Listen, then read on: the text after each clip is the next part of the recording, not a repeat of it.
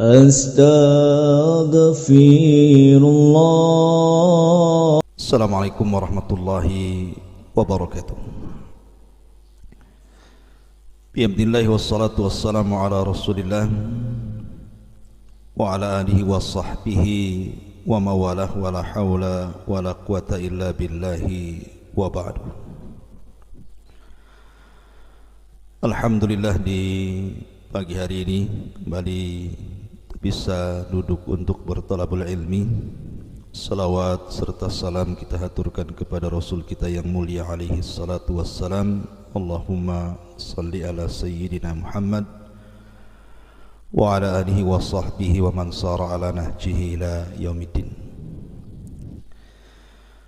Di pagi hari ini kita akan membahas tentang sedikit tafsir singkat dari suratul Alaq, rahasia di balik kalimat Iqra. Ma'asyiral muslimin yang dimuliakan Allah Subhanahu wa taala, kita baca ayatnya, 5 ayat pertama dalam suratul Alaq. A'udzu billahi minasyaitonir rajim. Bismillahirrahmanirrahim. Iqra bismi rabbikal ladzi khalaq. Khalaqal insana min 'alaq. Iqra wa rabbukal akram alladzi 'allama bil qalam 'allamal insana ma lam ya'lam. Setiap peristiwa pasti ada permulaannya. Peristiwa apapun pasti ada permulaannya. Dan suratul Alaq ini menjelaskan kepada kita tentang permulaan turunnya wahyu dan didaulatnya Nabi sallallahu alaihi wasallam menjadi nabi. Kemudian dengan turunnya surah Al-Mudaththir barulah beliau didaulat menjadi rasul. Kenapa demikian? Karena suratul Alaq ini tidak ada perintah bagi Nabi sallallahu alaihi wasallam untuk menyampaikan kepada manusia. Hanya dituntut untuk belajar, sehingga nubbi'a bil Iqra. Tapi dalam surah Al-Mudaththir di situ ada perintah untuk menyampaikan kepada manusia, makanya ursila bil Mudaththir. Beliau diangkat menjadi rasul dengan surah Al-Mudaththir. Sedikit saya akan bercerita tentang biografi Nabi kita yang mulia alaihi salatu wassalam sehingga sampai kepada suratul Alaq ini. Nabi sallallahu alaihi wasallam dilahirkan setelah perang Gajah.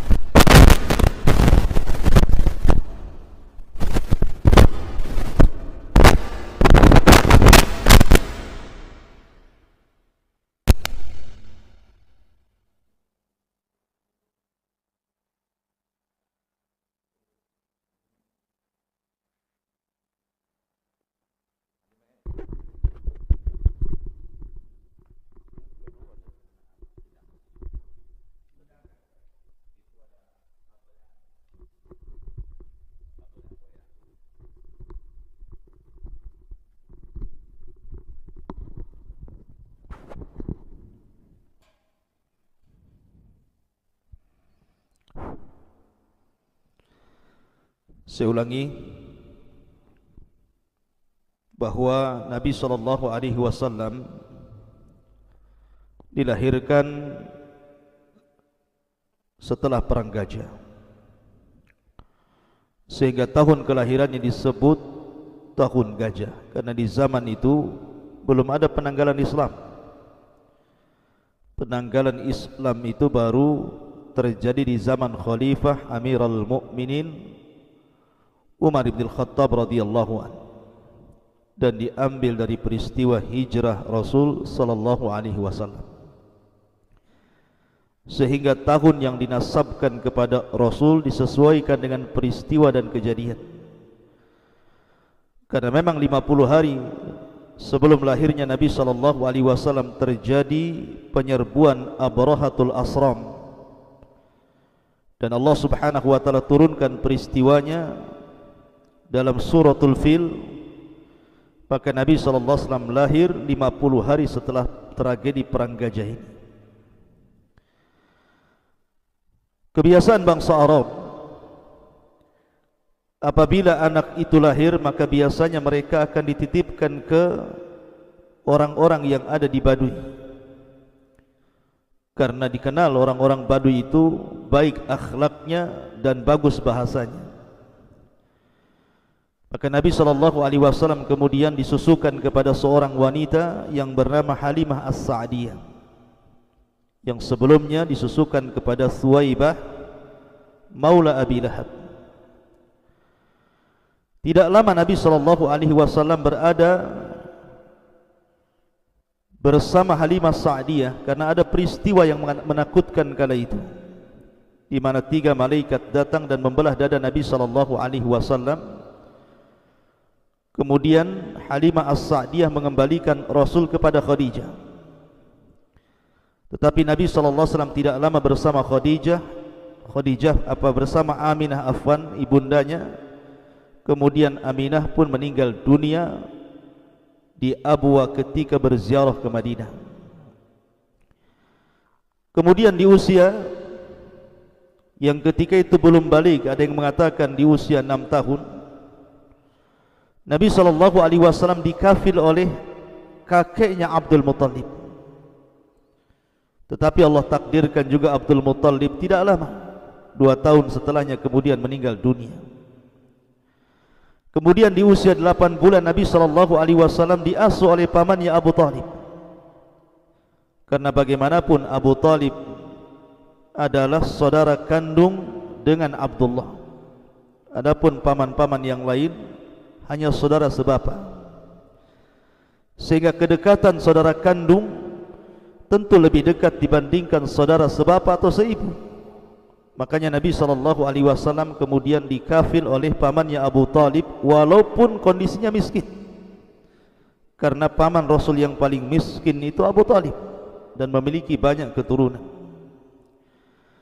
Kemudian di usia 12 tahun Nabi SAW diajak untuk berniaga, dilatih oleh Abu Talib untuk menjadi seorang pedagang. Diajaklah Nabi SAW rihlatas syita menuju Syam untuk berniaga layaknya darah-darah perdagangan yang mengalir di tengah-tengah orang Quraisy. Berangkatlah Nabi SAW bersama Abu Talib. Akan tapi ketika sampai di perbatasan Syam, yang biasa mereka gunakan untuk beristirahat setiap kafilah dagang di situ, ada keanehan karena ada seorang padri, seorang rahib yang bernama Buhairah Rahib, yang sebelumnya tidak pernah menjamu, bahkan mempersilahkan untuk menempati rumahnya, tiba-tiba baik kepada mereka.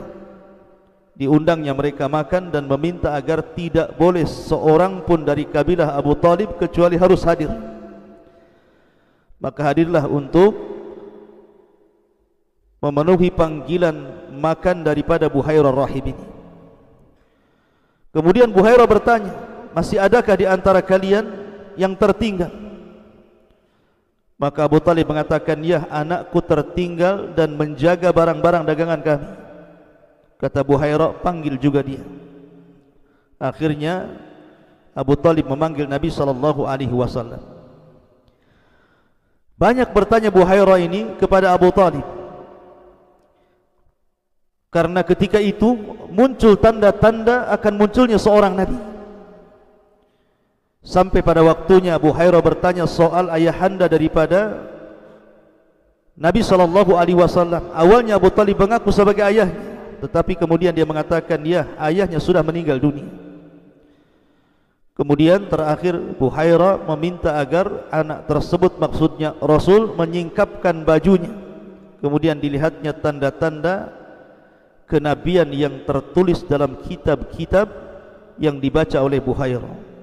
Menangislah Buhairah, kemudian meminta kepada Abu Talib untuk kembali ke Mekah dan mengatakan, demi Allah, kalau tanda ini diketahui oleh orang-orang Yahudi yang ada di Syam, maka mereka akan membunuh anak ini.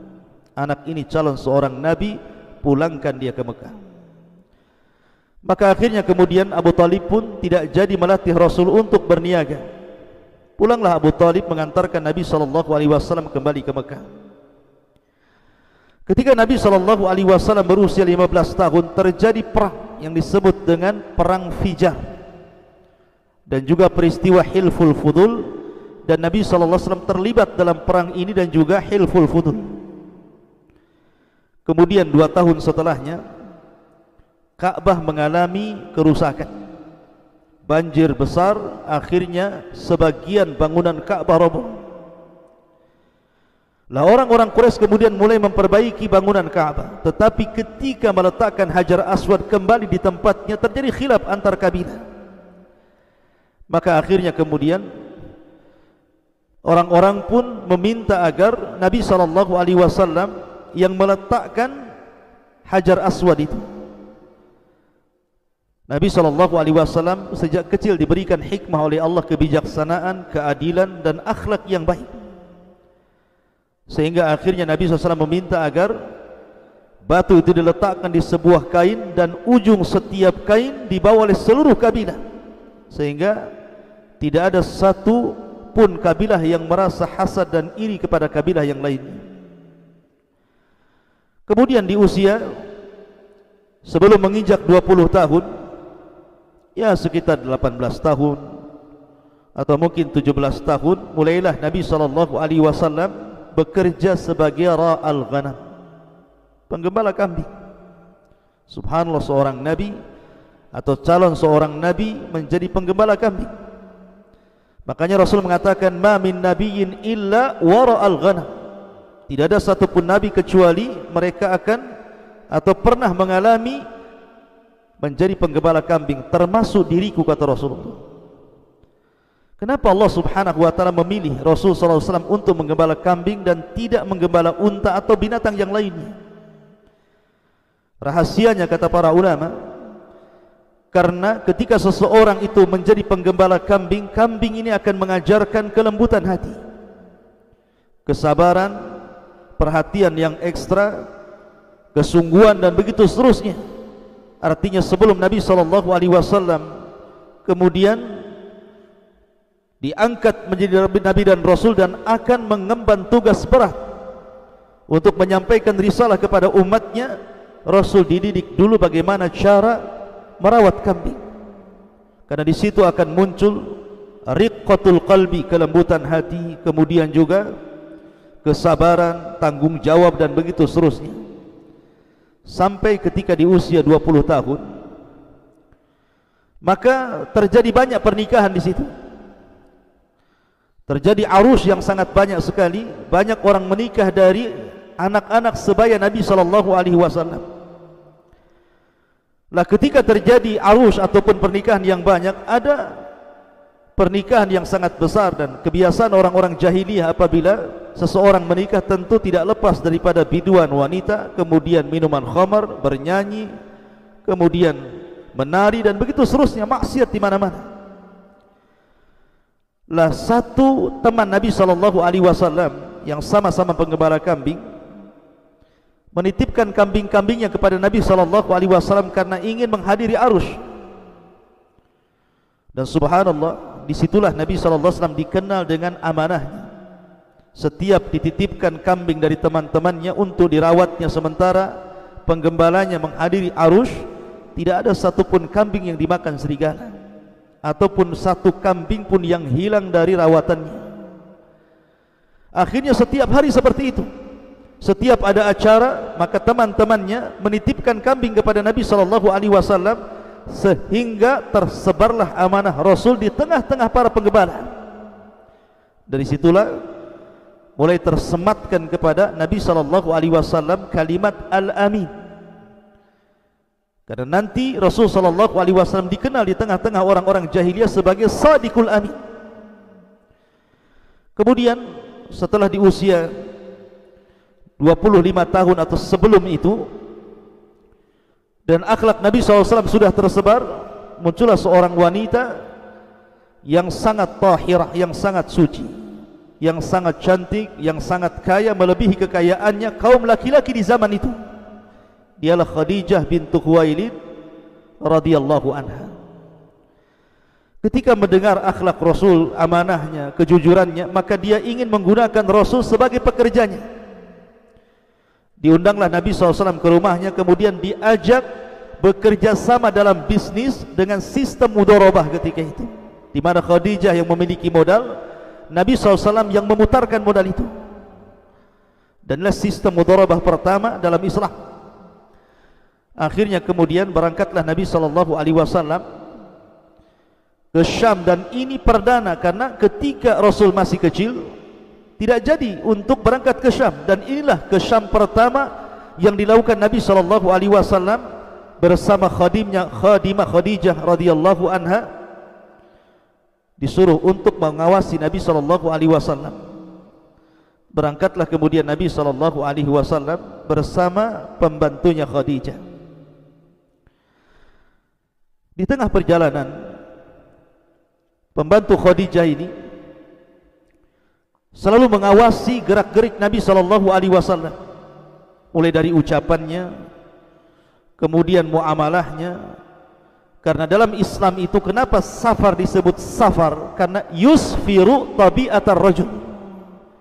Kenapa disebut safar orang pergi itu? Karena yusfir artinya menampakkan tabiat seseorang.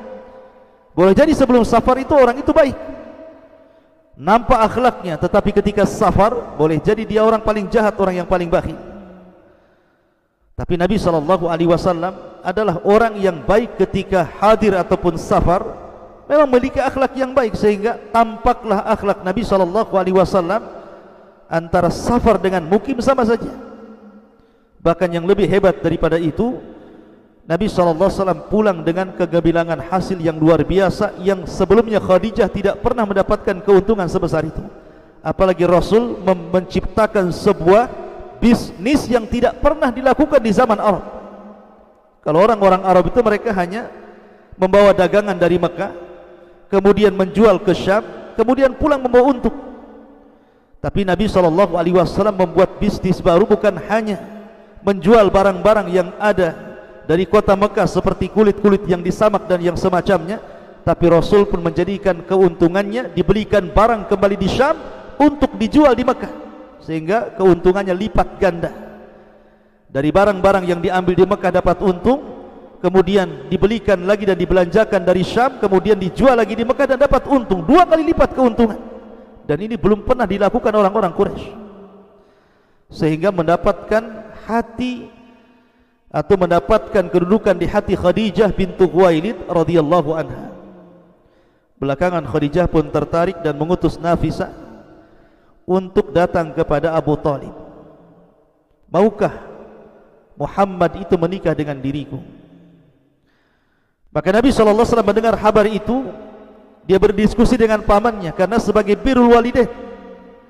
Kemudian pamannya mengizinkan untuk menikah dengan Khadijah. Resmilah Rasul di usia 25 tahun dan Khadijah di usia 40 tahun. Menikahlah Rasul dengan Khadijah, dan inilah pernikahan pertama Nabi SAW. Selama 10 tahun Nabi SAW menikah dengan Khadijah. Allah Subhanahu wa ta'ala anugerahkan berbagai macam nikmat. Karena kepercayaan Khadijah kepada Nabi SAW menjadikan seluruh hartanya, seluruh kekayaannya, seluruh rumahnya diberikan kepada Rasul. Maka Nabi SAW memulai memainkan bisnisnya. Disitulah dia kenal Abu Bakar, yang merupakan tajirul zahab. Abu Bakar itu penjual emas, dan penjual emas itu menguasai wilayah, karena emas itu barang kecil tapi keuntungan besar. Apalagi Abu Bakar dikenal a'lam binasabil Arab, seluruh nasab Arab Abu Bakar paham. sehingga berjalan ke kabilah manapun Abu Bakar dihormati. Nah, ketika Nabi SAW berkawan dengan Abu Bakar, dari sini menunjukkan bahwa Abu Bakar itu bukan kawan semasa Islam atau semasa hijrah saja, tapi semasa jahiliyah pun sudah berkawan, berbisnis dengan Nabi SAW. Kenallah Utsman bin Affan, Abdurrahman bin Auf dan sahabat-sahabat hebat dalam bisnis, maka mereka sudah berkawan sebelum Islam. Apalagi kemudian Nabi SAW menciptakan bank Islam pertama di dunia. Maksudnya bank-bank syariah pertama di dunia, karena Nabi sudah dikenal sejak zaman muda, dititipi apa saja Nabi pasti amanah. Lah para pedagang Arab ini apabila mereka melakukan rihlah fi syita was saif, baik ke Yaman ataupun ke Syam, terkadang khawatir dengan kekayaan mereka, maka selalunya mereka menitipkan kepada Nabi sallallahu alaihi wasallam, sehingga kamar Khadijah menjadi bank pertama di dunia, tempat penitipan orang-orang yang hendak berangkat dagang karena dikhawatirkan kekayaannya akan dicuri ataupun mungkin akan hilang. Maka sejak itu Nabi SAW luar biasa akhlaknya dikenal, bukan hanya amanah tapi sadiqul amin. Sampai dianugerahi, ada yang mengatakan 3 putra dari Khadijah, ada yang mengatakan 2. Yang mengatakan 3, pertama Ibrahim, yang kedua Thayyib, dan yang ketiga Abdullah.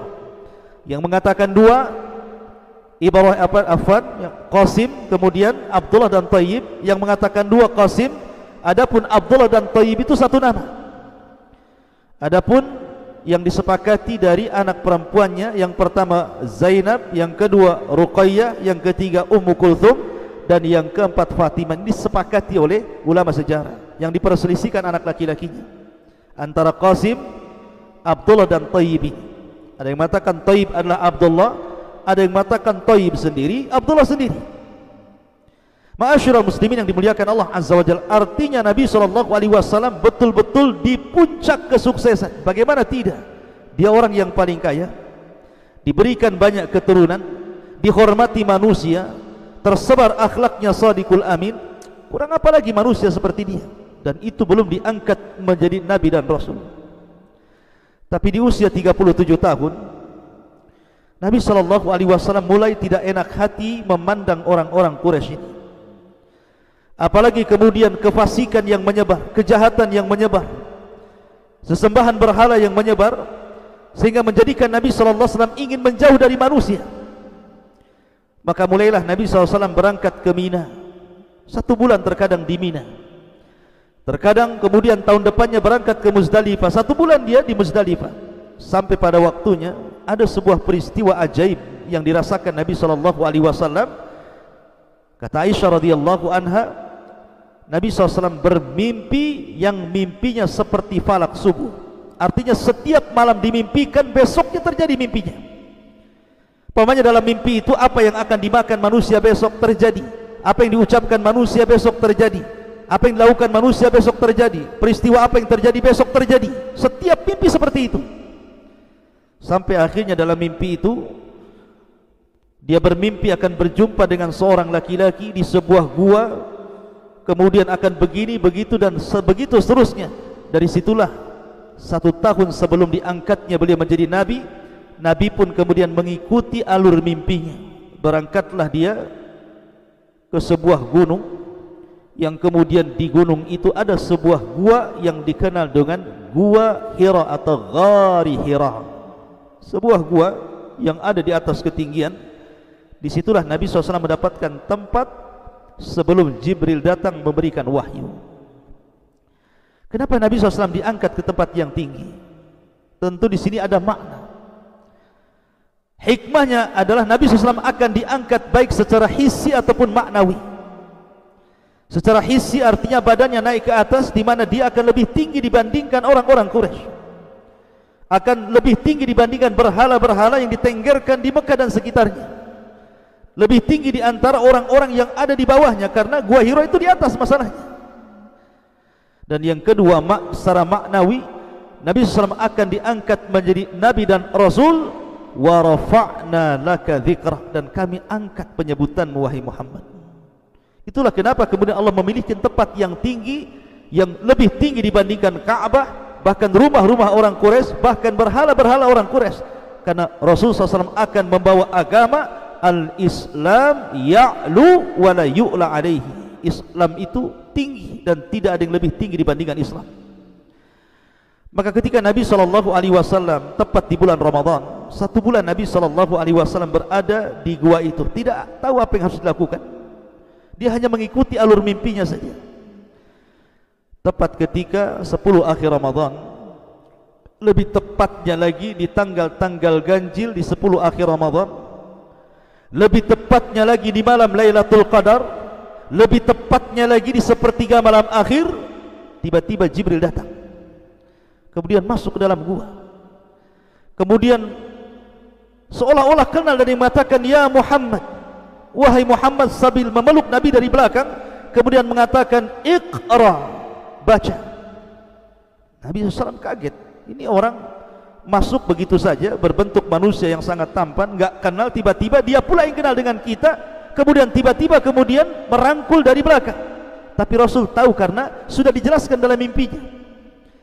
Nabi SAW mengatakan, "Ma ana biqari," saya tidak bisa baca. Menunjukkan bahwa Nabi SAW memang tidak bisa membaca dan tidak bisa menulis. Apalagi dalam gua itu memang tidak ada bacaan yang dibaca, dan tidak ada pena serta tidak ada buku yang akan ditulis. Apa yang harus dibaca dan apa yang ditulis?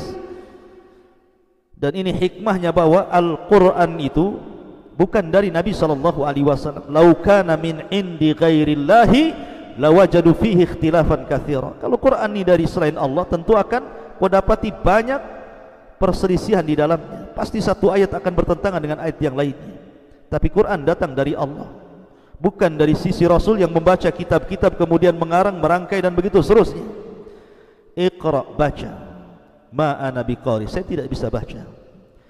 Kemudian dirangkul lebih keras lagi dan mengatakan, "Iqra, bacalah." Kata Rasul, "Ma ana biqari," aku tidak bisa baca. Sampai 3 kali. Setiap membaca Iqra, rangkulannya semakin keras, sampai ketiga kalinya keringat Rasul bercucuran dan mengatakan, "Ma ana biqari." Kata para ulama, apa hikmah kenapa Jibril memeluk Nabi SAW semakin erat sampai kemudian Rasul SAW keluar dari dahi Rasul itu keringat yang luar biasa, bahwa ilmu itu tidak bisa diraih kecuali dengan ijtihad, kesungguhan. Ma'asyiral muslimin yang dimuliakan Allah Subhanahu wa taala, intinya bahwa Nabi SAW akhirnya ditalkinkan malaikat Jibril, "Iqra bismi rabbikal ladzi khalaq, khalaqal insana min 'alaq, iqra wa rabbukal akram, alladzi 'allama bil qalam, 'allamal insana ma lam ya'lam." Bagaimana tafsir surah Iqra ini dan bagaimana akhir dari peristiwa ini? Karena memang kondisinya hujan, mungkin juga suara kurang jelas. Insyaallah kita lanjutkan di lain kesempatan. Mudah-mudahan ada manfaatnya. Subhanakallahumma bihamdika asyhadu an la ilaha illa anta astaghfiruka wa atubu ilaik. Allah ta'ala. Assalamualaikum warahmatullahi wabarakatuh. Assalamualaikum warahmatullahi wabarakatuh. Bihamdillah wassalatu wassalamu ala rasulillah wa ala alihi wa sahbihi wa mawalah, wa la hawla wa la quwata illa billahi wa ba'du. Qala Allah azza wa jalla, ya ayyuhalladzina amanu taqullaha haqqa tuqatih wa la tamutunna illa wa antum muslimun. Wa qala sallallahu alaihi wasallam, man salaka tariqan yaltamisu fihi ilma sahhalallahu bihi tariqan ilal jannah. Ma'asyiral muslimin yang dimuliakan Allah Subhanahu wa taala, alhamdulillah di malam hari ini kita kembali duduk untuk bertalabul ilmi, dan kita lanjutkan kajian kita masih membahas tentang kehebatan kalimat Iqra diambil dari tafsir suratul Alaq. Ma'asyiral muslimin yang dimuliakan Allah Subhanahu wa taala, kita tahu bahwa sebelum wahyu turun Dan itu peristiwa pertama Al-Quran turun kepada Nabi SAW. Terjadi kehebohan yang luar biasa dari kalangan jin, sehingga Allah Subhanahu wa taala firmankan dalam suratul Jin, wa anna lamasna as-samaa'a fawajadnaha muliat harasan syadidan wa syuhuban wa anna kunna naq'udu minha maqa'ida lis-sam'i faman yastami'il ana yajid lahu shihaban rasada wa anna la nadri asyarrun urida biman fil ardi am arada bihim rabbuhum rasyada. Dan bahwa kami bangsa jin berusaha untuk mengintip langit, maka kami mendapatkan dipenuhi dengan penjaga-penjaga yang ketat dan suluh-suluh api yang menyala, dan bahwa kami jin dahulu duduk-duduk di dekat langit, memiliki tempat-tempat pos untuk mendengarkan. Maka siapa yang mendengarkan sekarang, ia telah mendapatkan suluh api yang menyala dan siap menyambar mereka. Dan bahwa kami jin tidak mengetahui apakah keburukan yang dikehendaki bagi orang-orang yang di bumi, atau menghendaki pada mereka Tuhan mereka berupa kebaikan. Jadi sebelum wahyu Allah Subhanahu wa taala turun, maka Allah Subhanahu wa taala menjaga langit seketat-ketatnya dengan para malaikat, sehingga tidak ada satupun jin yang berhasil naik ke langit kecuali ditembak dengan meteor, dan tidak ada satupun jin yang berhasil duduk di pos-pos mereka di langit yang pertama. Ma'asyiral muslimin yang dimuliakan Allah Azza wa Jalla, kenapa langit tiba-tiba berubah, di mana tidak ada satupun jin yang berhasil naik ke langit? Bahkan iblis kebingungan, ada apa gerangan? Sementara kita lihat kondisi di bumi, Nabi SAW, sebagaimana hadis Aisyah radhiyallahu anha dalam hadis pertama dalam kitab Sahih Bukhari, bagaimana pertama wahyu turun kepada Nabi SAW, di mana Nabi SAW selama 6 bulan dimimpikan oleh Allah Subhanahu wa taala kafalaki subhi, mimpinya seperti falak subuh. Artinya setiap kali Rasul mimpi di malam hari, maka terjadi mimpi itu di siang hari. Jadi kalau seandainya dalam mimpi itu Rasul bermimpi apa yang akan diucapkan manusia besok, apa yang akan dimakan manusia besok, apa yang terjadi dengan manusia besok, semua terjadi dalam mimpinya. Dan ini adalah tanda-tanda bahwa Nabi SAW akan diangkat menjadi seorang Nabi. Terlebih ketika Nabi SAW melihat orang-orang Quraisy semakin rusak akidah mereka, semakin rusak akhlak mereka, semakin rusak muamalah mereka, maka Nabi SAW yuhibbut tahannut, mulai mencintai untuk tinggal sendirian dan menjauh dari manusia, seperti Ashabul Kahfi. Maka Nabi SAW terkadang ke Mina, terkadang ke Muzdalifah, dan yang terakhir Nabi SAW kemudian berangkat ke Ghari Hira, sebuah gua. Disitulah awal wahyu turun Allah, wahyu Allah turun kepada Nabi SAW.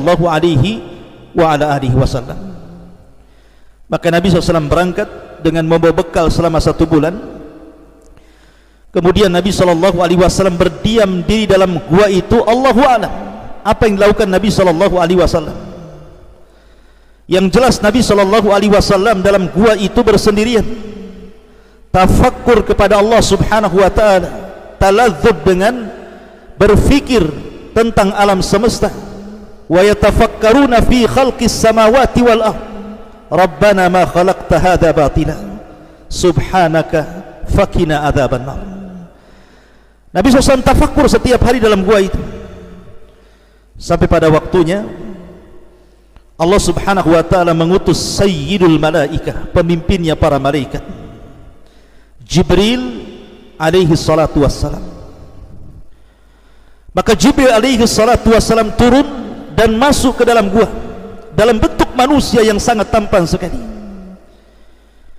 Tiba-tiba kemudian Jibril pun memeluk Rasul dari belakang seraya mengatakan, Iqra ya Muhammad. Maka Rasul sallallahu alaihi wasallam mengatakan, ma ana biqari. Iqra ya Muhammad, bacalah wahai Muhammad, seraya memeluk lebih erat lagi. Tapi Rasul mengatakan, ma ana biqari. Sampai 3 kali Jibril mengatakan Iqra, sehingga pelukan Jibril menyesakkan dada Nabi dan Rasul bercucuran keringat di dahinya. Iqra ya Muhammad. Maka Rasul SAW mengatakan, ma ana biqari. Maka Jibril alaihi salatu wassalam mulai mentalkinkan, Iqra bismi rabbikal ladzi khalaq khalaqal insana min 'alaq Iqra wa rabbukal akram alladzi 'allama bil qalam 'allamal insana ma lam ya'lam. Maka turunlah 5 ayat permulaan dalam suratul Alaq, di mana Nabi SAW didaulat ketika itu menjadi seorang nabi, persis seperti Nabi Musa alaihi salatu wassalam. Ketika Nabi Musa alaihi salatu wassalam membawa keluarganya dari Madian menuju Mesir, tiba-tiba kemudian api atau obor yang dibawanya kemudian padam.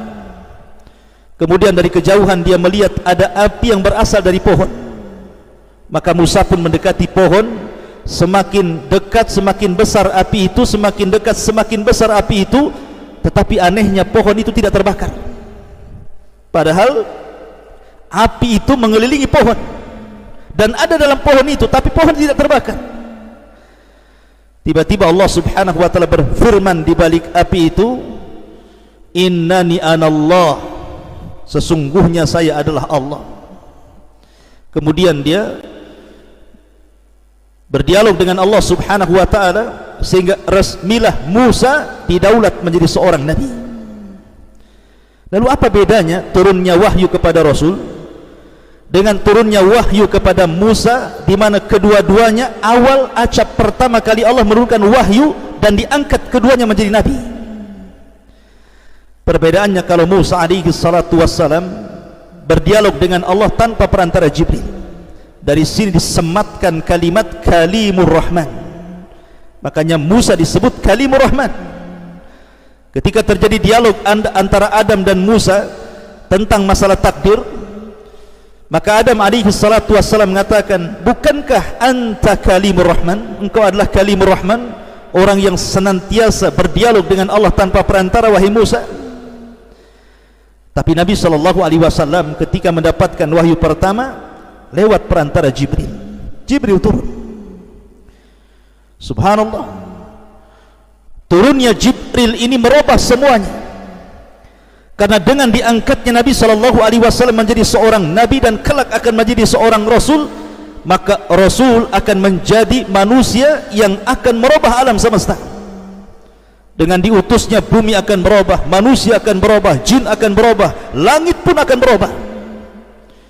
Dengan diutusnya Nabi SAW, berarti dahsyatnya kalimat Iqra dalam gua tersebut, karena akan merubah segalanya. Karena Nabi SAW sudah dipikulkan sebuah tugas dari Allah untuk merubah akhlak manusia, tauhid manusia, akidah manusia, muamalah manusia, sejak dia diutus sampai kiamat dibangkitkan. Ma'asyiral muslimin yang dimuliakan Allah Subhanahu wa taala, maka Nabi SAW pun setelah kemudian turun surah Al-Alaq ini, ayat 5 pertama dalam surah Al-Alaq, maka Rasulullah SAW kemudian pulang. Rupanya di tengah jalan diperlihatkan Jibril dalam bentuk aslinya, di mana Nabi SAW melihat Jibril itu memiliki 600 sayap. Yang satu sayap itu terbentang saddal ufuk, Maknanya saddal ufuk itu panjangnya sayap Jibril itu mulai dari terbit matahari sampai tenggelam matahari, itu disebut saddal ufuk. Jadi kalau kita melihat ke depan sayap Jibril, ke belakang sayap Jibril, ke samping kiri kanan sayap Jibril, seolah-olah langit ini ditutupi dengan sayap Jibril. Gimana Nabi SAW tidak menggigil ketakutan melihat makhluk yang sebelumnya tidak pernah dilihatnya? Kemana-mana ada sayap Jibril, padahal itu baru satu tuh yang dibentangkan Jibril. Bagaimana kalau 600 sayap dibentangkan semuanya? Makanya Nabi SAW akhirnya pulang menemui Khadijah. Demam dia mengatakan, ya Khadijah, dathiruni dathiruni, zammiluni zammiluni. Khadijah, selimuti aku sudah demam, menggigil ketakutan. Maka Khadijah adalah istri yang saleh. Maka Khadijah pun mengambil selimut, kemudian memeluk Nabi SAW, kemudian selimut pun dibentangkan di atas jasad Nabi SAW, sambil Khadijah kemudian berusaha untuk menenangkan Rasul dan mengatakan, ya suamiku, wallahi la yuhzikallahu abada, demi Allah peristiwa ini tidak mungkin menjadikan kau hina, peristiwa ini tidak mungkin merendahkan dirimu. Innaka latasilur rahim, engkau ini orang yang suka menyambung silaturahim. Wa tuqri dhaifa, engkau suka menghormati tamu, kemudian juga membantu orang susah, kemudian juga menolong para fuqara wal masakin, membela orang-orang yang perlu dibela, dan begitu seterusnya. Akhirnya sampai kemudian Nabi SAW merasa tenang. Tetapi Khadijah adalah istri teladan, tidak cukup sampai di sini, bahkan Khadijah berusaha untuk mencari solusi. Kata Khadijah, wahai suamiku, bagaimana kalau seandainya kita datang kepada ibnu ammi, anak dari pamanku, Waraqah ibn Naufal. Dia memiliki ilmu tentang Taurat dan juga Injil. Kita tanyakan kepada dia tentang peristiwa yang berlaku dengan dirimu. Akhirnya Khadijah pun membawa Rasulullah SAW menghadap Waraqah ibn Naufal. Kemudian diceritakan kisah terjadi tentang masalah surah Iqra yang turun dalam gua. Kemudian melihat Jibril dalam bentuk asli. Tiba-tiba Waraqah menangis karena tahu bahwa ini alamat dan tanda-tanda kenabian. Sampai-sampai Waraqah mengatakan kepada Nabi SAW, ya Muhammad, engkau akan menjadi seorang nabi, dan engkau akan merasakan layaknya seorang nabi ditentang oleh kaumnya, dan engkau akan diusir oleh kaummu. Kata Nabi SAW, bagaimana kaumku akan mengusir diriku? Bukankah aku dikenal di tengah-tengah mereka Sadiqul Amin? Bukankah aku dikenal oleh mereka orang baik? Bagaimana mungkin mereka akan mengusirku? Maka Waraqah mengatakan, tidak ada satupun yang membawa apa yang kau bawa wahai Muhammad illa udhi. Dalam riwayat illa udhi, pasti akan diuji dan pasti akan disakiti. Kata Waraqah, seandainya pengusiran kaummu itu terjadi dan aku masih hidup, maka aku yang akan menolong wahai Muhammad. Tapi selang beberapa bulan setelah peristiwa ini, Waraqah ibn Naufal kemudian meninggal dunia. Tidak sempat melihat Nabi SAW diusir oleh kaumnya, sehingga menjadi khilaf para ulama. Apakah Waraqah ibn Naufal orang yang pertama kali masuk Islam dari kalangan dewasa, ataukah Abu Bakar Siddiq radhiyallahu an yang masuk Islam dari kalangan dewasa? Terjadi khilaf para ulama, Waraqah ibn Naufal ataukah Abu Bakar. Walaupun yang masyhur adalah Abu Bakar Siddiq radhiyallahu an, dan ada yang berusaha menjama di permulaan Islam Waraqah ibn Naufal masuk Islam, tetapi ketika menyebarnya Islam, maka orang yang pertama masuk Islam di tengah-tengah manusia dari kalangan orang dewasa adalah Abu Bakar Siddiq radhiyallahu an. Akhirnya Nabi SAW pun resmi diangkat menjadi Nabi. Ketika Nabi SAW pulang, kemudian hatinya agak tenang. Maka Nabi SAW suatu malam tidur, tiba-tiba ketika sedang nyenyak tidur, datang Jibril dan mengatakan, ya ayyuhal muddathir, qum fa'angzir, wa rabbaka fakabbir, wa thiyabaka fatahhir, wa ruzza fahjur, wa la tamnun tastaghfir, wa li rabbika fasbir. Turun 5 ayat pertama dalam surah Al-Mudaththir. Maka dengan turunnya surah Al-Mudaththir ini, maka resmilah Nabi SAW diangkat menjadi seorang Rasul. Nubbi'a bil alaq bil iqra dan ursila bil mudaththir. Ma'asyiral muslimin yang dimuliakan Allah Azza wa Inilah sekelumit tentang kisah bagaimana permulaan wahyu turun kepada Nabi SAW. Dan ketika surah Iqra ini turun kepada Rasul, itu tepat di bulan Ramadan, tepat di 10 akhir Ramadan, tepat di tanggal-tanggal ganjil bulan Ramadan, lebih tepatnya lagi di malam Lailatul Qadar. Makanya Allah Subhanahu wa taala berfirman, "Inna anzalnahu fi Lailatul Qadr wa ma adraka ma Lailatul Qadr, Lailatul Qadri khairun min alfi syahrin." Dalam ayat yang lain, "Syahrul Ramadhan alladzi unzila fihi al-Qur'an hudal lin-nasi wa bayyinatin minal huda wal furqan." Wallahu a'lam bishawab. Ini yang bisa sampaikan, mudah-mudahan ada manfaatnya insyaallah. Nanti kita akan masuk pada tafsir daripada surah Al-Alaq. Insyaallah kita berjumpa di pagi hari, mudah-mudahan ada manfaatnya. Subhanaka wa bihamdika asyhadu an la ilaha illa anta astaghfiruka wa atubu ilaik. Allahu ta'ala alam. Assalamualaikum warahmatullahi wabarakatuh. Assalamualaikum warahmatullahi wabarakatuh. Alhamdulillah wassalatu wassalamu ala Rasulillah wa ala alihi wa sahbihi wa mawalah wa la hawla wa la quwata illa billahi wa ba'du. Qala Allah azza wa jalla, ya ayyuhalladzina amanu taqullaha haqqa tuqatih wa la tamutunna illa wa antum muslimun, amma ba'du. Ma'asyiral muslimin yang dimuliakan Allah Subhanahu wa taala, alhamdulillah di pagi hari ini dengan izin Allah Subhanahu wa taala kita bisa kembali duduk untuk bertalabul ilmi walaupun lewat media Jabal Uhud. Salawat dan salam senantiasa kita haturkan kepada Rasul kita yang mulia, Nabi besar Muhammad ibn Abdullah salawatuhu wassalamuhu alaihi.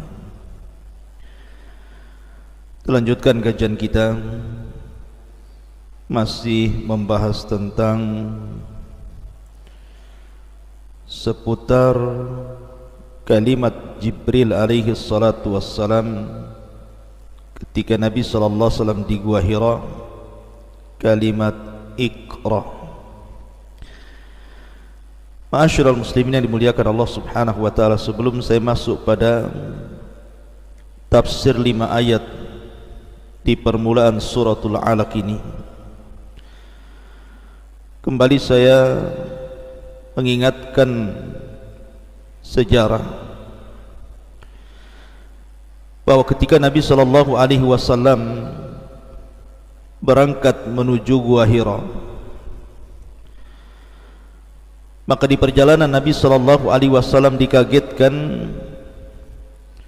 dengan ucapan salam yang berasal dari bebatuan dan juga pepohonan. Dan itu disebutkan oleh Imam Ibnu Ishaq rahimahullahu taala, seorang pakar sejarah. Haddatsani Abdul Malik ibn Ubaidillah ibn Abi Sufyan ibn Ala ibn Jariyah al-Thaqafi wa kana hafidhan. Telah menceritakan kepadaku, kata Ibnu Ishaq, Abdul Malik ibn Ubaidillah ibn Abi Sufyan ibn Ala ibn Jariyah al-Thaqafi, dan dia seorang hafid. Amba di ahli ilmi, dari sebagian para ulama, anna Rasulullah sallallahu alaihi wasallam hina aradahu Allah bi karamatihi wa ibtada'ahu bin nubuwati kana idza kharaja li hajatihi ab'ad anil buyut wa yufdi ila syi'ab baina jibali Makkah wa butuni awdiyatiha fala yamurru Rasulullah sallallahu alaihi wasallam bihajarin wala syajarin illa qala assalamu alayka ya Rasulullah. Sesungguhnya Nabi sallallahu alaihi wasallam apabila Allah hendak memberikan karamahnya, kemuliaannya, dan memulai dengan kenabiannya, terkadang Nabi sallallahu alaihi wasallam keluar jauh daripada rumahnya. Terkadang Nabi sallallahu alaihi wasallam pergi ke lereng-lereng bukit Mekah dan ke lembah-lembah. Maka tidaklah Nabi sallallahu alaihi wasallam lewat dengan batu ataupun pohon, kecuali batu dan pohon itu mengucapkan assalamu alayka ya Rasulullah. Fayaltafitu Rasulullah sallallahu alaihi wasallam haulahu wa an yaminihi wa shimalihi wa khalfihi fala yara illa asy-syajar wal hijarah. Maka Nabi sallallahu alaihi wasallam apabila mendengar ucapan salam, maka terkadang Nabi sallallahu alaihi wasallam melirik ke kanan dan ke kiri, ke depan dan ke belakang, tapi tidak didapati suara itu melainkan hanya melihat pohon dan bebatuan. Dari sini kata para ulama sejarah bahwa sebelum Nabi sallallahu alaihi wasallam diutus menjadi nabi dan rasul, maka Allah subhanahu wa ta'ala menampakkan irhasat. Irhasat beda dengan mukjizat. Kalau irhasat itu keanehan sebelum Nabi sallallahu alaihi wasallam diangkat menjadi nabi dan rasul. Seperti umpamanya ketika kelahiran Nabi sallallahu alaihi wasallam terjadi banyak keanehan di alam semesta, itu disebut irhasat. Tapi mukjizat itu diberikan setelah Nabi sallallahu alaihi wasallam menjadi nabi dan rasul. Dan ini salah satu irhasat yang Allah berikan, di mana setiap rasul lewat ke sebuah batu ataupun pohon, kecuali batu dan pohon itu mengucapkan assalamu alayka ya Rasulullah. Dan tidak heran kalau bebatuan dan pohon itu mengucapkan salam kepada Nabi sallallahu alaihi wasallam. Bahkan Allah subhanahu wa ta'ala dan juga para malaikatnya mengucapkan salam kepada Nabi sallallahu alaihi wasallam. Innallaha wa malaikatahu yusalluna 'alan nabi. Sesungguhnya Allah dan para malaikatnya mereka bersalawat kepada Nabi sallallahu alaihi wasallam. Apalagi hanya sekedar batu dan pepohonan. Tentu mereka tahu bagaimana menghormati seorang nabi yang akan muncul di akhir zaman. Ya, karena wa in min syai'in illa yusabbihuna bihamdi walakin la tafqahuna tasbihahum. Dan segala sesuatu yang Allah ciptakan itu mereka bertasbih dengan memujinya, akan tapi kalian tidak paham tasbih mereka. Ma'asyiral muslimin yang dimuliakan Allah subhanahu wa ta'ala. Dan sebelumnya Nabi sallallahu alaihi wasallam selama 6 bulan selalu bermimpi. Dan Aisyah radhiyallahu anha mengatakan kal falakis subhi, mimpinya seperti falak subuh, di mana apapun yang dimimpikan Nabi sallallahu alaihi wasallam menjadi sebuah kenyataan. Umpamanya Nabi sallallahu alaihi wasallam bermimpi besok akan terjadi peristiwa ini dan itu, maka besoknya betul-betul terjadi peristiwa itu. Apa yang akan dibicarakan manusia, apa yang akan dimakan manusia, apa yang akan terjadi dengan manusia, semua terjadi dalam mimpinya. Dan begitulah para nabi, terkadang apabila hendak diangkat menjadi nabi dan rasul, maka mereka akan dimulai dengan mimpi. Contohnya saja Nabi Yusuf alaihi salatu wassalam,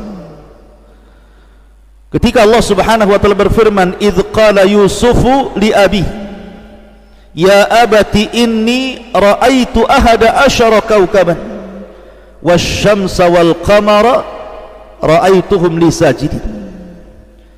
Ketika Yusuf berkata kepada ayahnya Yakub, wahai ayahku, sesungguhnya aku melihat 11 bintang, matahari dan bulan semuanya sujud kepadaku. Jadi Yusuf alaihi salatu wassalam sebelum diangkat menjadi nabi, dia sudah bermimpi duluan. Bahkan ketika dalam penjara, ketika dihadapkan dua tawanan, Allah mengatakan qala la ya'tikuma ta'amun turzaqanihi illa nabba'tukuma bita'wilihi qabla an ya'tikuma dhalikuma mimma 'allamani rabbi inni taraktu millata qaumi la yu'minuna billahi wa hum bil akhirati hum kafirun. Dan Yusuf berkata, makanan apapun yang akan diberikan kepadamu berdua aku telah tahu dan bisa menerangkan takwilnya. Kenapa? Kata para ulama tafsir, karena Nabi Yusuf bermimpi sebelumnya. Jadi Nabi Yusuf bermimpi sebelumnya tentang dua tawanan ini. Makanya dia mengatakan, makanan apapun yang akan diberikan kepada kalian berdua aku sudah tahu dan bisa menerangkan takwilnya sebelum makanan itu sampai kepadamu. Dan begitulah para nabi terkadang diangkat menjadi nabi dan rasul dimulai dengan mimpi. Seperti Nabi SAW 6 bulan lamanya bermimpi, dan setiap mimpi kemudian menjadi sebuah kenyataan. Termasuk juga dalam mimpi itu beliau akan berjumpa dengan malaikat Jibril dalam bentuk manusia, akan memeluknya dan begitu seterusnya. Jadi Nabi SAW hanya mengikuti alur mimpinya, sehingga sampailah Nabi SAW di Gua Hira. Disitulah Jibril turun, kemudian Jibril alaihi salatu wassalam memeluk Rasul dan mengatakan, Iqra, baca wahai Muhammad. Tapi Nabi SAW mengatakan, Ma'ana biqari, saya tidak bisa baca. Jibril mengatakan, Iqra ya Muhammad, baca wahai Muhammad. Maka Rasul hanya mengatakan, Ma'ana biqari, aku tidak bisa baca. Kemudian 3 kali Jibril mengatakan, Iqra ya Muhammad, baca wahai Muhammad. Tetapi Rasul hanya mengatakan, Ma'ana biqari, saya tidak bisa baca. Ya, karena Rasul itu tidak bisa membaca dan tidak bisa menulis. Rasul itu ummi. Sebab kalau seandainya Nabi SAW bisa membaca atau bisa menulis, nanti wahyu Allah Subhanahu wa ta'ala yang akan turun kepada Rasul akan dipersangkakan manusia bahwa itu bukan dari Allah.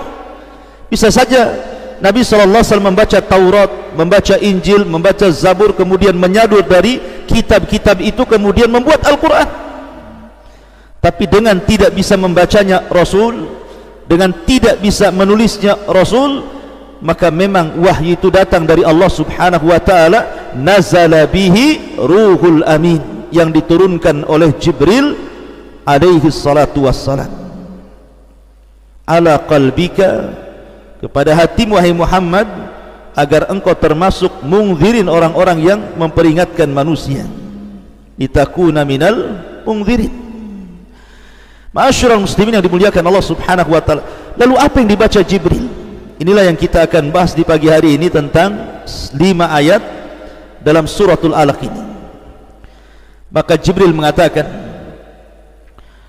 kepada Rasul sallallahu alaihi wasallam, Iqra bismi rabbikal ladzi khalaq, khalaqal insana min 'alaq, Iqra wa rabbukal akram alladzi 'allama bil qalam, 'allamal insana ma lam ya'lam.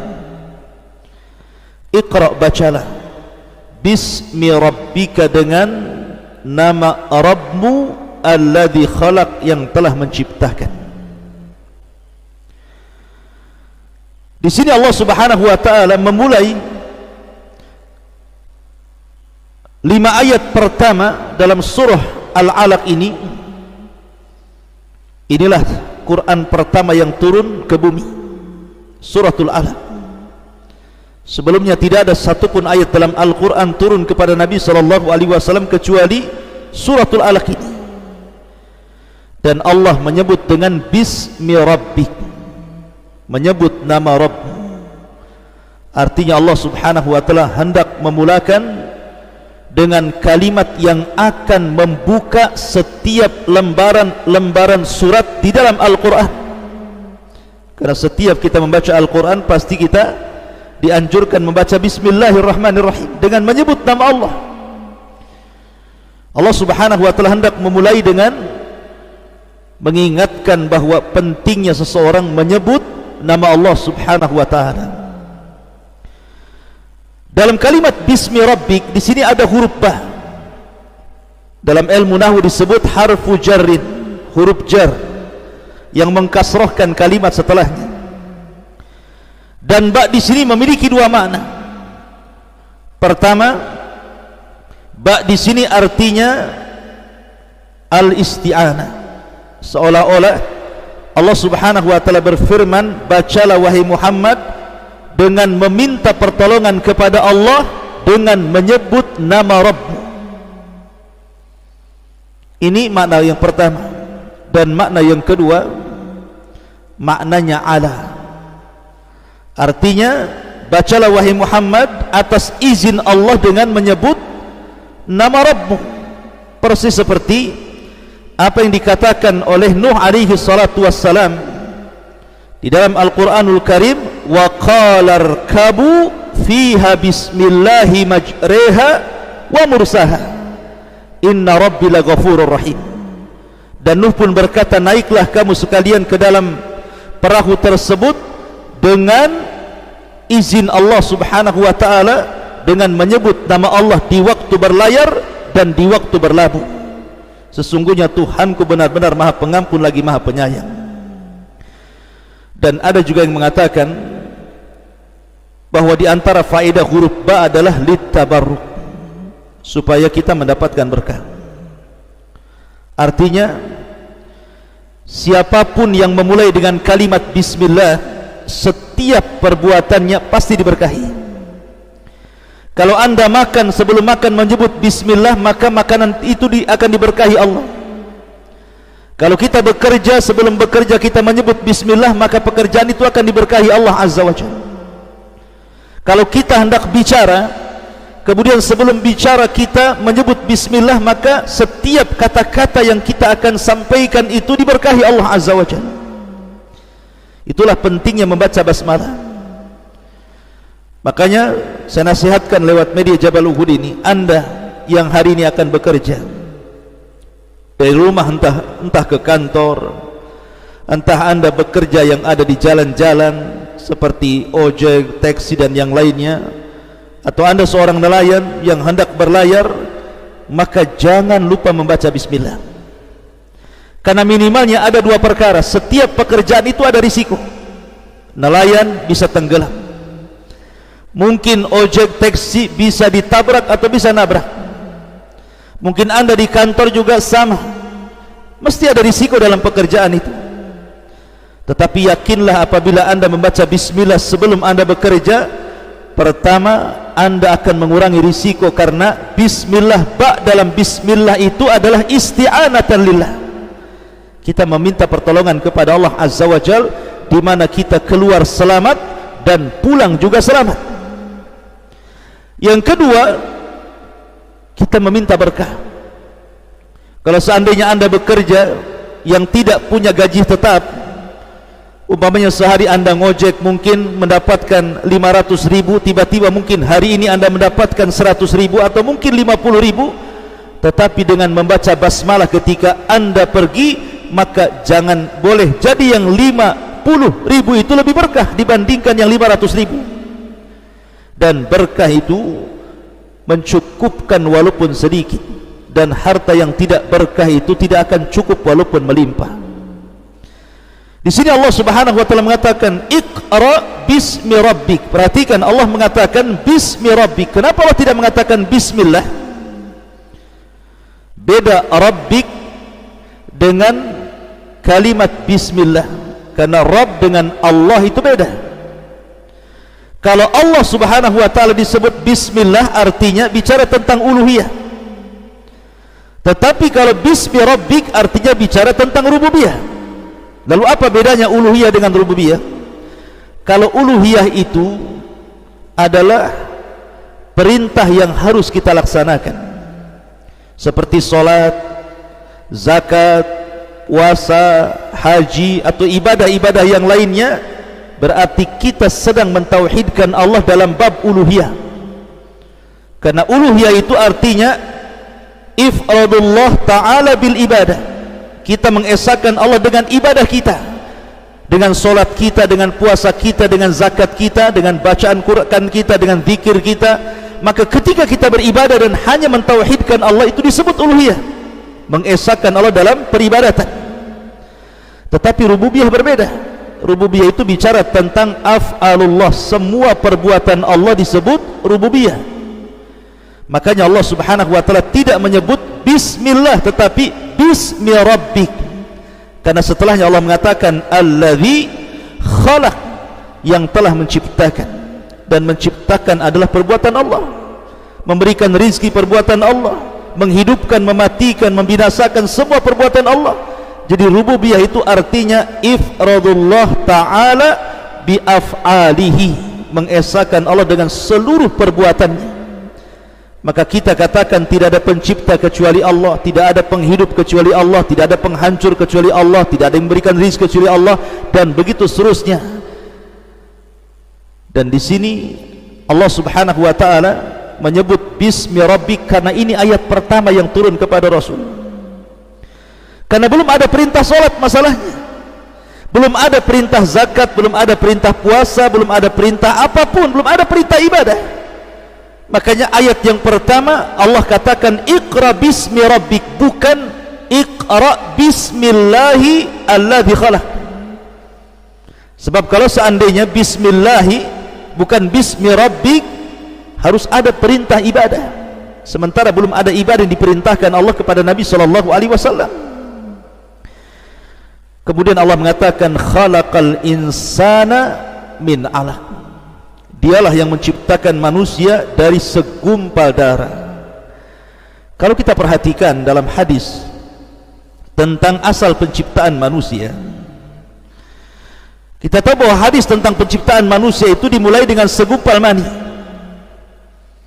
Awalnya nutfatan, kemudian alaqatan, baru mudghah. Pertama segumpal mani 40 hari, kemudian segumpal darah 40 hari, kemudian segumpal daging 40 hari, maka genap 4 bulan baru ditiupkan roh. Tapi Allah subhanahu wa ta'ala tidak menyebutkan nutfah di sini. Allah hanya mengatakan khalaqal insana min 'alaq, Allah ciptakan manusia dari segumpal darah. Kenapa Allah subhanahu wa ta'ala tidak menyebutkan dari segumpal mani dulu, baru segumpal darah, baru segumpal daging, tetapi Allah langsung menyebutnya dengan kalimat alaq, segumpal darah? Karena kata para ulama, Allah tidak menyebutkan kalimat air mani, segumpal mani, tetapi langsung menyebut segumpal darah, karena sperma itu bisa membuahi, bisa tidak. Sperma itu bisa membuahi, bisa tidak, bisa jadi manusia, bisa tidak jadi manusia. Berapa banyak orang-orang yang berusaha untuk memiliki keturunan, melakukan hubungan suami istri, tapi juga tidak kunjung punya anak. Makanya kenapa Allah subhanahu wa ta'ala tidak menyebutkan nutfah, tapi menyebutkan alaq? Karena kalau sudah segumpal daging pasti jadi, sudah jadi manusia, artinya sudah membuahi, sudah akan jadi manusia. Walaupun pamannya, kalaupun terjadi keguguran, artinya sudah terbentuk, tinggal menunggu segumpal daging kemudian ditiupkan roh saja. Makanya Allah mengatakan khalaqal insana min 'alaq. Dan kalimat insan menjadi khilaf para ulama, apakah al-insan alif lam dalam al-insan itu lil istighraq, menunjukkan bahwa semua manusia diciptakan daripada alaq? Maka sebagian para ulama mengatakan ya, semua manusia. Tetapi ada juga yang mengatakan tidak. Al-insan dalam Al-Quran surah Al-Alaq di sini bukan mutlak, tapi muqayyad. Contohnya Nabi Adam alaihi salatu wassalam. Nabi Adam tidak tercipta dari segumpal mani, segumpal darah dan segumpal daging. Nabi Adam diciptakan dari tanah, kemudian Allah katakan kun fayakun. Tidak termasuk ayat ini.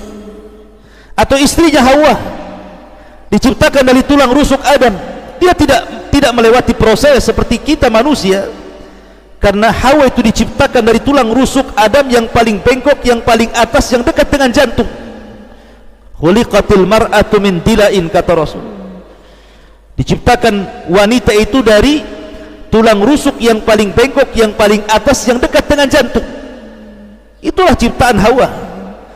Berarti kalimat al-insan tidak mencakup semuanya. Lalu bagaimana dengan Isa bin Maryam?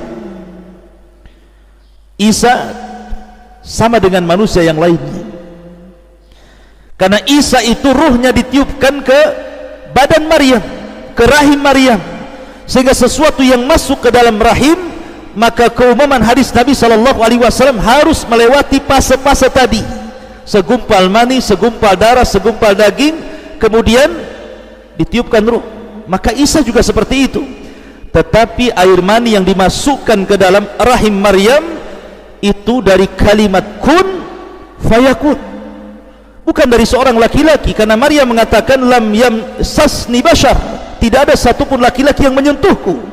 Makanya Allah mengatakan inna mathala Isa kamathali Adam khalaqahu min turab, sesungguhnya Isa sama dengan Adam, diciptakan dari tanah, kemudian Allah katakan kun fayakun, jadi maka jadilah. Maka kalimat al-insan dalam khalaqal insana min alaq di sini artinya muqayyad, bukan mutlak. Kemudian Allah mengatakan iqra wa rabbukal akram. Apa bedanya? Di sini ada dua kalimat iqra. Iqra bismi rabbikal ladzi khalaq, iqra wa rabbukal akram. Ada dua iqra di sini. Iqra yang pertama kata para ulama artinya hendak menjelaskan tentang ciptaannya. Tapi iqra yang kedua hendak menjelaskan tentang karamnya Allah Azza wa Jalla, kebaikan Allah Azza wa Jalla, kedermawanan Allah Azza wa Jalla, kemuliaan Allah Azza wa Jalla. Makanya Allah mengatakan iqra wa rabbukal akram, bacalah wahai Muhammad, dan Rabbmu al-akram, maha mulia, maha baik, dan maha karam, maha pemberi. Ma'asyiral muslimin yang dimuliakan Allah Azza wa Jalla, kalimat akram adalah kalimat yang menunjukkan kebaikan Allah Subhanahu wa taala kepada makhluknya, di mana Allah Subhanahu wa taala dengan kalimat akram memberikan banyak nikmat kepada makhluknya, dan tidak ada nikmat yang paling besar setelah penciptaan Allah melebihi ilmu. Makanya Allah mengatakan alladzi 'allama bil qalam, dialah yang telah mengajarkan dengan qalam. Dan ingat, ada 4 makhluk yang Allah Subhanahu wa taala ciptakan langsung dengan tangannya. Jadi ada 4 makhluk yang Allah Subhanahu wa taala langsung ciptakan dengan tangannya. Yang pertama, makhluk yang diciptakan dengan tangan Allah Subhanahu wa taala secara langsung, pertama surga Aden, Jannatu Adnin, itu diciptakan dengan tangan Allah Azza wa Jalla. Kemudian yang kedua alwah, papan Taurat yang tertulis Taurat di situ, yang diberikan kepada Nabi Musa alaihi salatu wassalam, di mana papan Taurat itu langsung yang membuat tangan Allah Azza wa Jalla, dan yang menuliskan Taurat juga tangan Allah dalam alwah tersebut. Kemudian yang ketiga Nabi Adam alaihi salatu wassalam diciptakan dengan tangannya. Makanya Allah Subhanahu wa taala menciptakan Adam dengan tangannya fi ahsani taqwim, dan Nabi SAW mengatakan bahwa Adam itu diciptakan ala suratihi. Dalam riwayat la tuqabbihul wajha, jangan kalian memburuk-burukan wajah manusia, jangan kalian memburuk-burukan wajah manusia. Kenapa? Fa innallaha khalaqa Adam ala suratihi, karena Allah Subhanahu wa taala menciptakan Adam di atas bentuknya yang paling indah. Makanya Islam melarang, tidak boleh orang itu mencaci maki wajah. Tapi kebanyakan manusia mudah sekali kemudian seseorang itu mencaci maki wajah orang, menghina wajah orang, memukul wajah orang, menempeleng wajah orang. Wajah ini kemuliaan bagi manusia, karena Allah Subhanahu wa taala yang membentuk wajah Adam alaihi salatu wassalam. Ketika seseorang kemudian mencaci maki wajah, berarti Anda telah mencaci maki penciptanya. Karena bagaimanapun Allah mengatakan laqad khalaqnal insana fi ahsani taqwim, dan sungguh kami telah ciptakan manusia dalam sebaik-baik bentuk. Iqra wa rabbukal akram alladhi 'allama bil qalam, yang telah mengajarkan manusia dengan qalam. Bukankah Nabi sallallahu alaihi wasallam tidak bisa membaca dan tidak bisa menulis? Kenapa di sini Allah katakan alladzi 'allama bil qalam?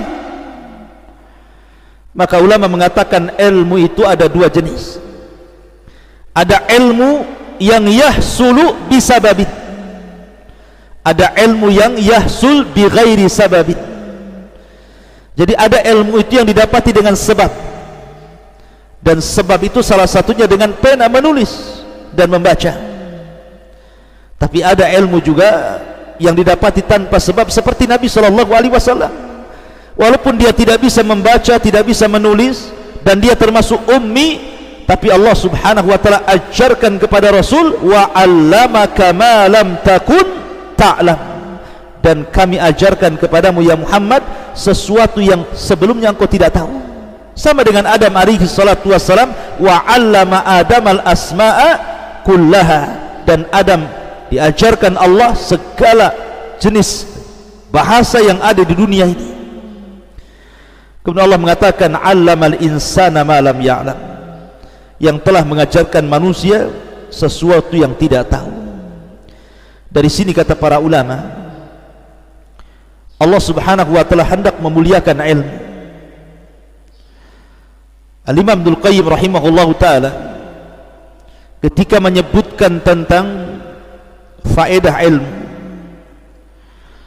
beliau menyebutkan banyak sekali faedah ilmu kalau seandainya manusia itu paham tentang kemuliaan ilmu itu. Karena di tengah-tengah masyarakat terkadang kemuliaan itu bila ditinjau dari harta. Ra'aitan nas qad dhahabu ila man indahu dhahabun wa man la indahu dhahabun fannasu anhu dhahabu. Orang Arab mengatakan seperti itu. Manusia akan pergi kepada orang yang memiliki emas, maka orang yang tidak punya emas, manusia akan berpaling darinya. Ra'aitun nas qad malu ala man indahu malun wa ma la indahu malun fannasu anhu qad malu. Orang Arab juga mengatakan manusia akan pergi kepada orang yang punya harta, tetapi orang yang tidak punya harta, manusia akan berpaling darinya. Ra'aitun nas qad infaddu ala man indahu fiddah wa ma la indahu fiddah fannasu anhum faddu. Kata para ulama, manusia akan pergi kepada orang yang memiliki perak, tapi bagi orang yang tidak punya perak, manusia akan berpaling dari perak. Maknanya di sini terkadang kemuliaan itu di tengah manusia kalau dipandang dari segi harta, tetapi sesungguhnya kemuliaan itu ada pada ilmu. Imam Ibnul Qayyim menyebutkan satu, ilmu itu warisan para nabi, sementara harta itu warisan para raja dan orang-orang kaya. Ilmu itu menjaga pemiliknya, sementara pemilik harta harus menjaga hartanya.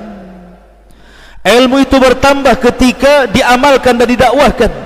Harta itu akan berkurang apabila dibelanjakan. Ilmu itu akan menemani pemiliknya sampai ke dalam kuburan, tapi harta akan berpisah dari pemiliknya apabila mengalami kematian. Harta, ilmu itu bisa menghukumi harta, tetapi harta tidak bisa menghukumi ilmu. Ilmu itu hanya didapat bagi orang-orang yang beriman, tetapi harta itu berserikat antara orang baik, orang fajir, mukmin, kafir, manusia, binatang, semua berserikat di situ. Dan orang alim dibutuhkan para raja, tetapi pemilik harta mereka justru dibutuhkan oleh para fuqara wal masakin, dicari-cari orang fakir dan miskin.